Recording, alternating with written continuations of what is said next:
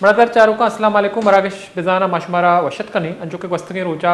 Balochistan याजदा senators के हस्ती याजदा senator गिचेन बुगे था तो किसास याजदा सेनेटर के हस्ता बिला मुकाबला गिचेन बुता शानी तो का 20 उम्मीदवार टोटल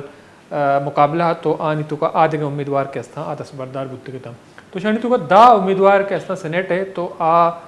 नी ताल्लुक चा पार्टियाँ या पार्टी टिकट सरा हाँ सेनेट वास्ता होती कागजात जमदा तक अनवारुल्लाह काकड़ के हस्तियाँ सबक निगरान वज़ीर आज़म पाकिस्तान है तो आज़ाद उम्मीदवार हैसियत आइया बाहर जुर्तगा तो हम याजनाई सेनेटरानी तो का मुंतखब बुतगा जनरल नशस्ते सारा और दो मिनट होगा मगिंदे के बाज़े अच्छी जमात के हस्तान तो आनी बलूचिस्तान असम्बलिया सीटानी तादाद कम बुता आयशे बावजूद के हस्तियाँ आवती सेनेटर आरगा सोबमंद बुतगा तो अमी बड़ा मगिंदे के जान बुलेदी साहब आई ताल्लुक चा नेशनल पार्टियाँ अहम पाकिस्तान पीपल्स पार्टी निमगा सपोर्ट कनक बुता जनरल नेस्ट सरा पीपल्स पार्टी है सरदार उमर गोरगे जो नेशनल पार्टी है जान बुलेदी के हस्ता मुंतखब बुतगा तो बुनियादी सवाल हमेशा के सेनेट है ये इलेक्शन के हस्ते याजदा सेनेटर देखे जमात हम मौजूद हैं चूँकि अपोजिशन जमात जमीयत उलमा इस्लाम शिकला मौजूद हैं तो आबाज़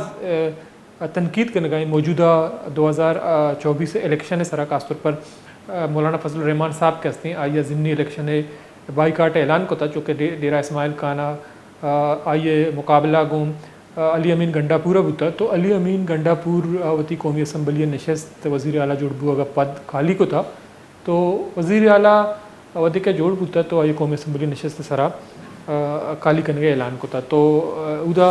मौलाना फजल रहमान साहब के हस्ते दोमी इलेक्शन ही 2018 और 2024 शिकस्त वारे गाएँ अली अमीन गंडापुर दस्ता चुके आइए वती वास्ता बलूचिस्तान इलाका पशीना एक जगह गिचेन को था उदा कौमी असम्बली मेंबर जोड़ बुता तो आई गुशक हमेशा क्या इलेक्शन दांदली ज़्यादा इलेक्शन गुशी और इलेक्शन थोड़ा तस्लीम नका तो पमेश का इलेक्शन खिलाफा एक मुहिम ये बिंदा था ये कोता के कोयटा चा शुरू भी भले मौलाना फजल रहमान साहब के हस्ते हमें दांदली ज़्यादा इलेक्शन मुंतखब या सेलेक्ट गुत्तगी मरदम के हस्ता अमा गो एक एहतियात जोड़ को था वो ये वद्दा मगंदी के आयोती सेनेटर बिला मुकाबला बलूचिस्तान मुंतखब को तगा तो मेरा पंजाब आम अब जनरल नशस्तानी सरा सेनेटर के हस्ता आम बिला मुकाबला मुंतखब बुतगा तो बुनियादी सवाल हमेशा क्या आया ये जादू के हस्ते कही गई कि आइए बाज़ कारदाता वो सेनेट इलेक्शन है छोटे मुकाबला न बुता वो सेनेटर बिला मुकाबला के चेन बुतगा और दो मिनट मुगा बलूचिस्तान काबीना के हस्ते आत वस्तगें से 4 हफ्ते का ताख़ीर शिकार हैं या तश्कील दियक बोगा नहीं तो एक तासुर हमें बुता के सेनेट इलेक्शन पद शायद तश्कील दियक भी परचे के अगा बाज़ मेंबर के हस्ता हमें उम्मीद नश्तर के यहाँ मिनिस्ट्री रसी तो अगा यहाँ मिनिस्ट्री दियक न भी तो बुध का सेनेट इलेक्शन पार्टी पॉलिसी खिलाफ वर्जिया बिकना या आर्ट्स ट्रेडिंग या फ्लोर क्रॉसिंग के हवाला खदशा जाहिर करना चूँकि सेनेट इलेक्शन के हस्ते बलूचिस्तान नाबाद सेनेटर बिला मुकाबला मुंतखब बुतगा तो बावजूद काबीना तश्कील पर ताक़ीर शिकार है हमें हवाला का पुत्रान करें मेरे अमरदारी करेंगे सीनियर तजिया कार बिलाल डार साहब आइए अफगेशन का पुत्रान करें अस्सलाम वालेकुम डार साहब। डॉक्टर साहब बहुत शुक्रिया अपने टाइम निकाला हमारे प्रोग्राम में शरीक हैं। डॉक्टर साहब हमने देखा कि बलूचिस्तान में सेनेट के जो इलेक्शन थे तो ये तवक्का की जा रही थी कि मुकाबला सख्त होगा क्योंकि जमीयत उलमा इस्लाम भी अपोजिशन की शक्ल में मौजूद थी। मौलाना फजल रहमान साहब जो हैं काफ़ी सख्त बयानात दे रहे थे लेकिन तमाम सेनेटर्स 11 के 11 सेनेटर्स जो हैं वो बिला मुकाबला मुंतखब हो गए। बुनियादी तौर पर आप क्या समझते हैं कि ये जादू कहाँ से चली और सेनेट का इलेक्शन ही नहीं हुआ बलूचिस्तान में?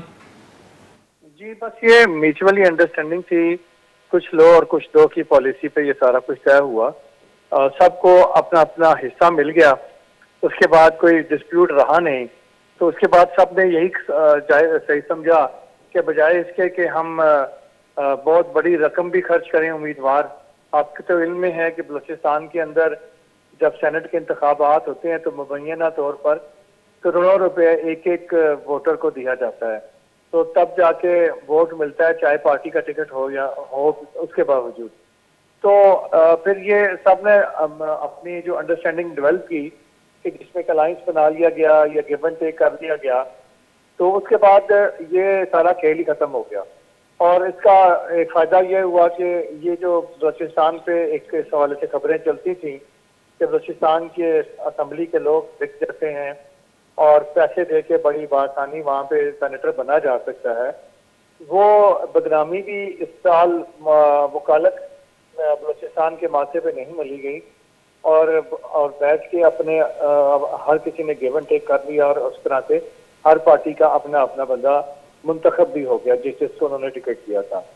तो इस तरह ये आसान हो गया और मैं समझता हूँ कि बेहतर भी हो गया कि बजाय इसके कि जो मैंने बातें की हैं कि वो वाली खबरें मीडिया पे जीनत बनती हैं और फिर एक बहस नेगेटिव अंदाज में होती कि बलूचिस्तान के सियासतदान इस कदर करप्ट हैं या इस कदर इस तरह के मामलात में मुबैना तौर पर इन्वॉल्व हैं, तो वो उन चीज़ों से भी बचत हो गई और ये मामला खुश उसलूबी से तय हो गया। फिर यही सिंपल सी बात है कि अब इस तरह और तो कोई इतने बड़े उम्मीदवार थे नहीं, जिनकी जितनी सीटें बनती थी उनको उतना हिस्सा मिल गया, तो इंतखाबात की जरूरत नहीं पड़ी। तो ये मैं समझता हूँ कि पॉलिटिकल पार्टीज का आपस की डिबेट थी, उनका आपस का उनका मुज़ाकरात थे और उनके जो कहते हैं ना कि मुज़ाकरात की मेज पे बैठ जाएं तो कत्ल भी माफ हो जाते हैं और जंगें भी सुलह में बदल जाती हैं। तो ये सारे मामलात जो मुज़ाकरात होते रहे उन्हीं के नतीजे में ये मामलात हल हुए हैं और मैं ये समझता हूँ इसके बड़े पॉजिटिव असरात मुरतब होंगे बलूचिस्तान की पॉलिटिक्स पर भी और इसके पाकिस्तान की पॉलिटिक्स पर भी अच्छे नताइज बरामद होंगे। तो लेकिन डॉक्टर साहब ने ये देखा जो अवामी नेशनल पार्टी के उम्मीदवार थे सीनेट के, जो कि वो भी बिला मुकाबला मुंतखब हो गए, एमल वली खान, तो हमने माजी में भी देखा कि बलूचिस्तान से ऐसे गवर्नर्स थे या कुछ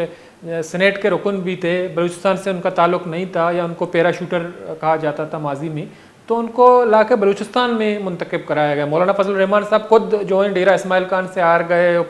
ज़िला पशीन से वो इलेक्शन जीत गए कौमी असम्बली के। तो बुनियादी तौर पर आप नहीं समझते हैं कि ये जो है उन वर्करों की या जमात जो सियासी जमातों के वर्कर्स हैं या कारकुन हैं, सीनियर रहनुमा, उनकी अख्तलफी है क्योंकि उनकी सीट उनको दी जाती है जिनका ताल्लुक है सूबे से नहीं है? इसको आप नहीं समझते हैं कि एक मनफी तासुर बनकर सामने आएगा? इसमें बात यह है कि कौमी लीडर्स मुख्तलिफ, जैसे कि आपने खुद कहा मौलाना फजल रहमान पशीन की सीट से जीते हैं और वो अपने हलके से तो हार गए जो उनका आबाई हलका था। तो बात यह है कि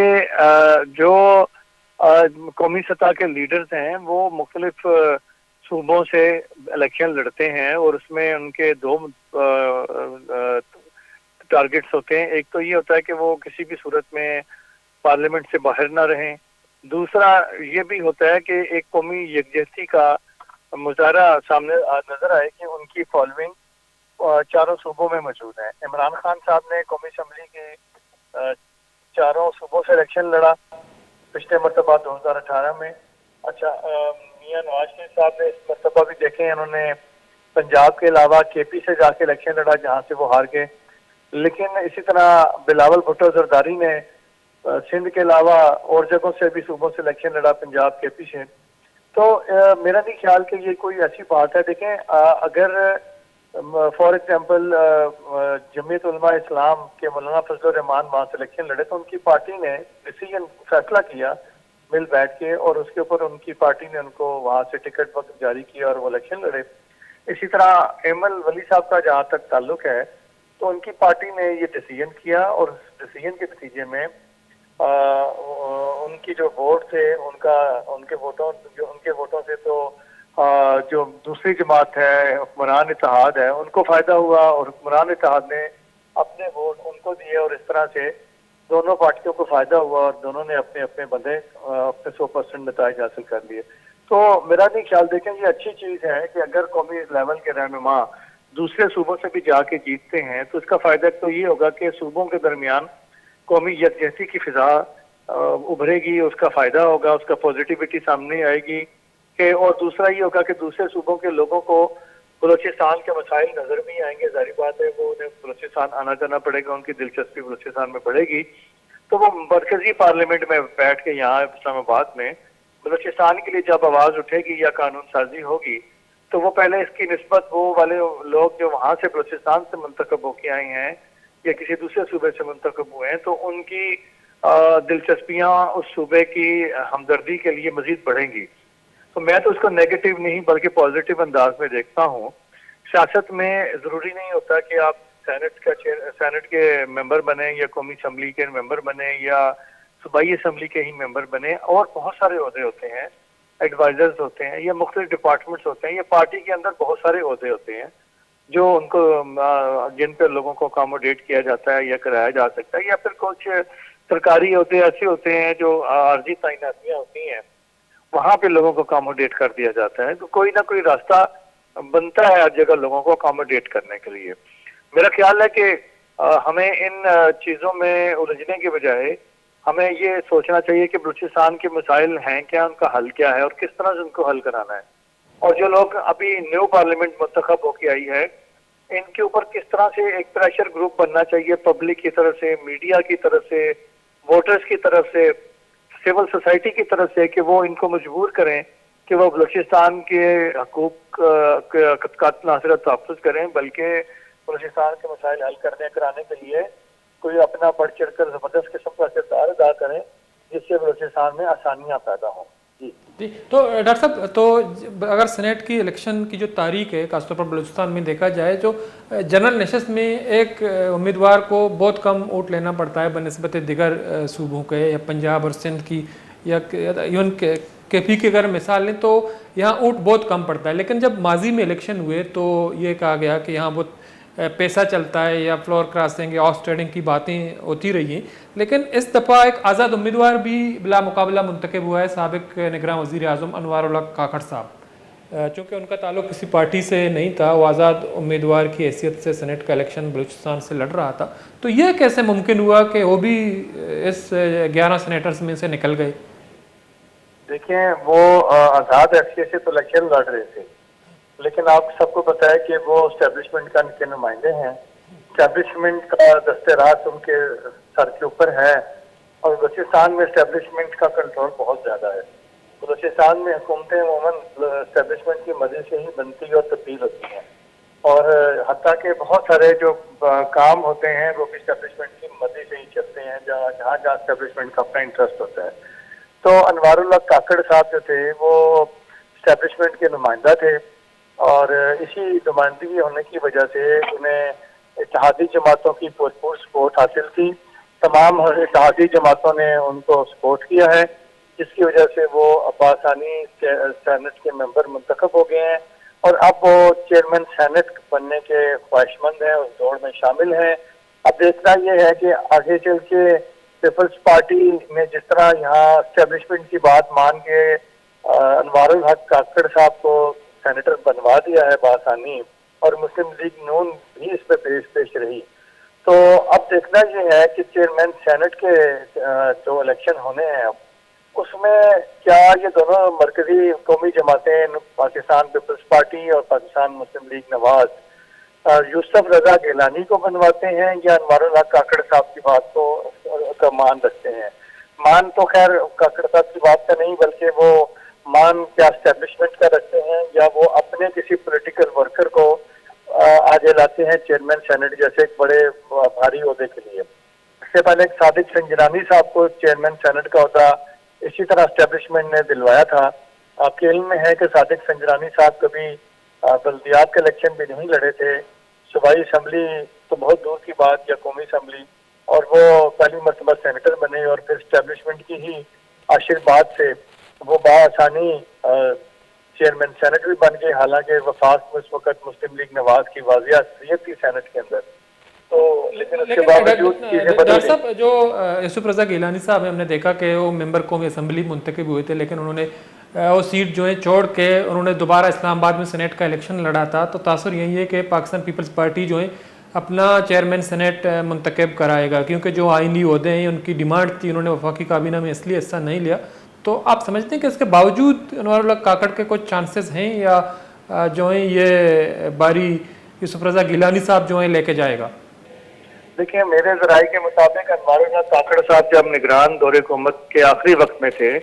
तो वो उस वक्त भी चेयरमैन सेनेट के ख्वाहिशमंद थे या वो सदर पाकिस्तान भी बनना चाहते थे। तो जो मेरे जराये हैं इसके मुताबिक उन्हें सदर पाकिस्तान के हवाले से तो जरदारी साहब का नाम आ गया, तो उनका नाम नहीं वहाँ चल सका, तो फिर वो चेयरमैन सेनेट के के लिए लॉबिंग करते रहे, तो उस वक्त भी उन्हें एक ऑफर हुआ ये इत्तेहादी जमातों की जानिब से कि उन्हें किसी अच्छे यूरोपियन कंट्री का अम्बेसडर बना के भेज दिया जाता है। तो लेकिन अनवारुल्लाह काकड़ साहब ने सफीर बनना पसंद नहीं किया। उनकी जारी बात है, अपनी जमा तफरीक है, उनकी अपनी एक सियासत है, उनका हक है कि वो अपने लिए जो भी डिसीजन करें। तो बज़ाहिर तो वो देखें, अब इस सेनेट में उनके लिए जो जगह बनती है वो चेयरमैन सेनेट या डिप्टी चेयरमैन सेनेट की ही बनती है, क्योंकि अगर वो इसके अलावा सेनेट के फिर मेंबर ही रह सकेंगे। क्योंकि अगर आप केयर टेकर प्राइम मिनिस्टर इतना बड़ा ओहदा लेने के बाद उनके लिए अब मिनिस्टर बनने का जो है ना वो मामला, वो उनके लिए सूटेबल नहीं रहे। क्योंकि अगर आप इतने बड़े ओहदे से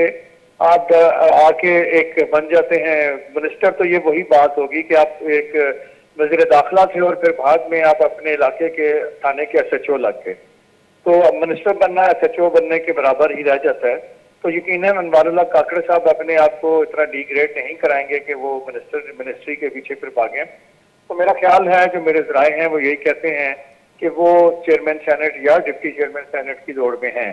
और हम पहले की तरह जो पहले भी हमेशा यही प्लान किया गया कि बलोचिस्तान को एक बड़ा ओहदा दे दिया जाए, क्योंकि सूबे की महरूमियाँ बहुत ज्यादा है, उससे महरूमियाँ कम होंगी, मसाइल हल होंगे। लेकिन हमने देखा कभी भी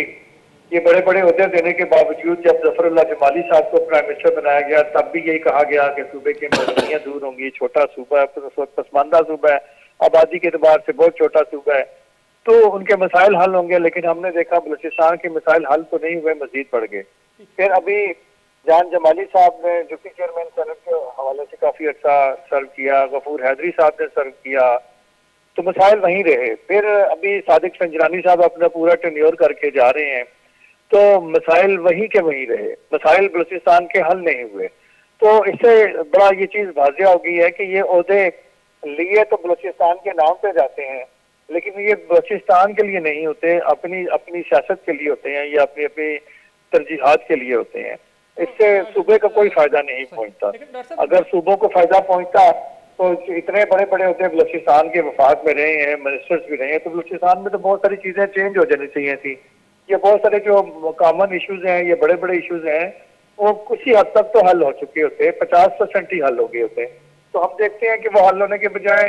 मजीद बड़े हैं। तो लेकिन बहरहाल अनवारुल्लाह काकड़ साहब के लिए सूटेबल लॉबिंग इस वक्त चेयरमैन सेनेट या डिप्टी चेयरमैन सेनेट की ही है। और चूंकि वफाक में इस वक्त जो इस वक्त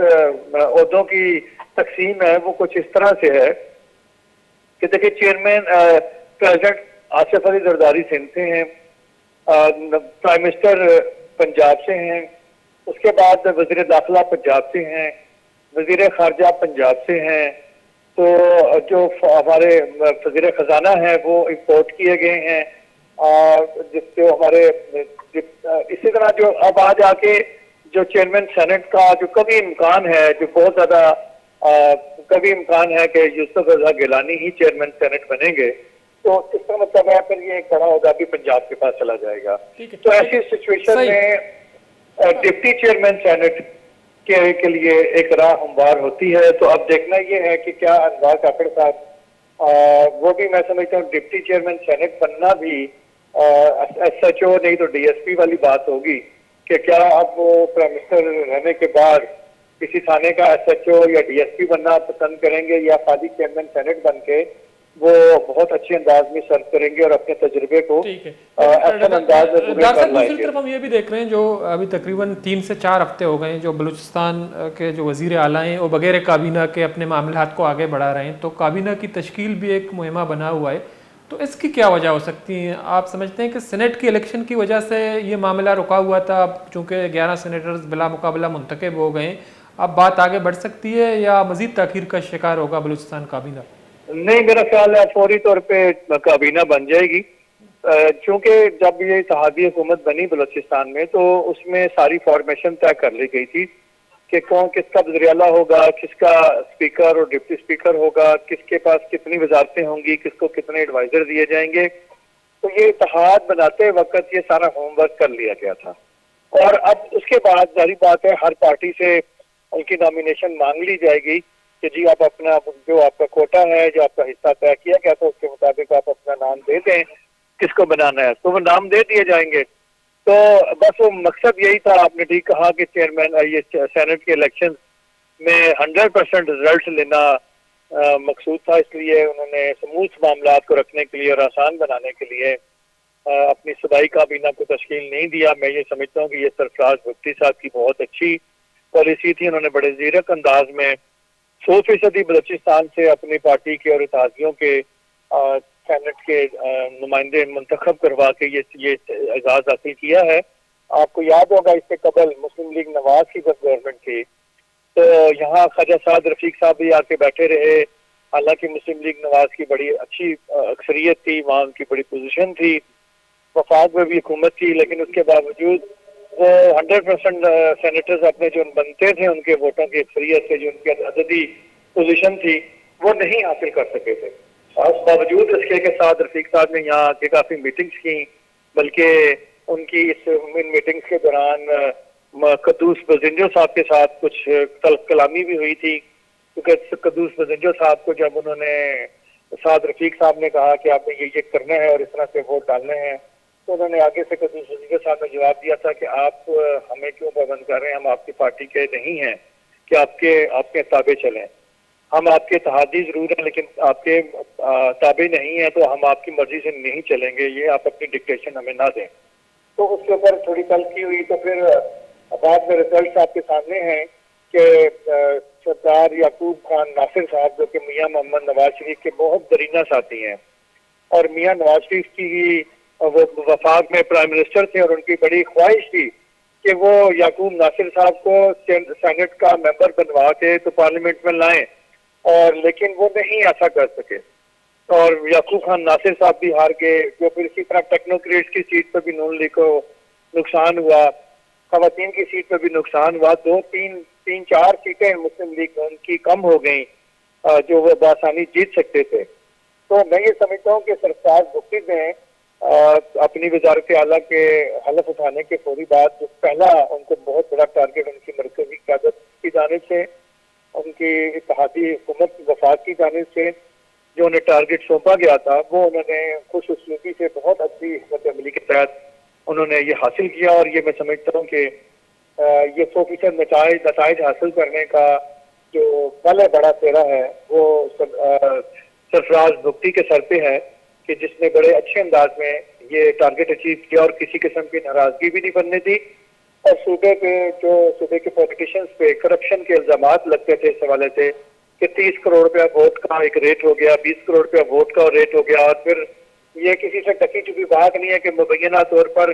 डॉलर, पाउंड्स और यूरोस में भी पेमेंटें होती रही, हालांकि दुबई और मस्कत और कतर की करेंसियों में भी ये पेमेंटें होती रही और यहाँ भी और बाहर भी पेमेंटें होती रही, ऐसी खबरें ज़बान ज़द आम रही। तो वो सारे की सारी चीज़ें खत्म हो गई और बलूचिस्तान का अच्छा इमेज भी आया और 100% नताइज भी हासिल किए। तो मैं ये समझता हूँ कि सरफराज भुट्टी के अंदर बहुत सारी क्वालिटीज हैं और वो आने वाले दिनों में अपनी इन क्वालिटीज को मैं समझता हूँ बड़े अच्छे तरीके से पूरे कर लाएंगे। लेकिन देखना ये है कि क्या उनकी टीम उनके साथ कोऑपरेट करती है या नहीं। और क्योंकि बलूचिस्तान में एक मिजाज है सियासत का और कबायली सिस्टम का, इसमें जरा सा किसी को अगर आप राइट साइड पे जाने के लिए भी कहें और थोड़ा सा प्यार के बजाय थोड़ा सख्ती से कह दें तो वो माइंड कर जाता है और फिर वो अपन में लड़ाई शुरू हो जाती है। ठीक है, बहुत बहुत शुक्रिया। तो देखना ये है कि कैसे चलते हैं। ठीक है डॉक्टर साहब, बहुत बहुत शुक्रिया, टाइम निकाला और प्रोग्राम में शरीक रहे। मलादारी चारुका सीनियर तज्जियाकार बिलाल डार साहब मलादारी कनगांचो के सनेटा बलूचिस्तान याजदा सेनेटर्स के हस्तियाँ बिला मुकाबला मुंतखब बुतगा तो एच वड़े रिकावट अडल्ट के हस्तियाँ वास्ता न बुता परचे के जमायत इस्लामी व दो सीटा ने हमराइम बलूचिस्तान असम्बली ये रिप्रेजेंटेशन हस्ते आम मौलाना अब्दुल्ला काशमी साहब सेनेट वास्ता कागा जमा को तक बले आदस बरदार बुता अमेड़ा बलूचिस्तान असम्बली मगिंदे के ये वदा शस्त से मेंबर हैं जो कि 2 सीट के हस्ता खाली कनक बुतगा दोमिनी मुका बलूचिस्तान काबीना ताखीर शिकार ये हवाला हम बाज़ें तासुरात ख्यालात दिमा पैदा का ब्रेक ज़रूरी पदाश में मता साड़ी भी किशन का पुत्रान करें।